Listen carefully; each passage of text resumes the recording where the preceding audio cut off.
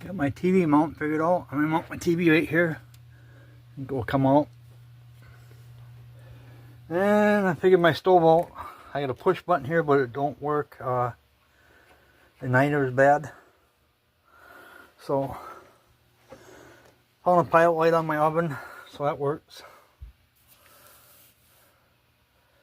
What else did I get done today? I patched a hole where the tire blew out down here.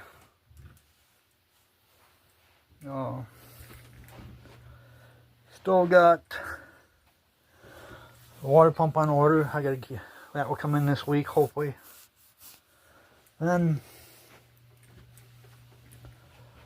I can get that done, and hopefully all water stuff is done for now. Talk to you guys later.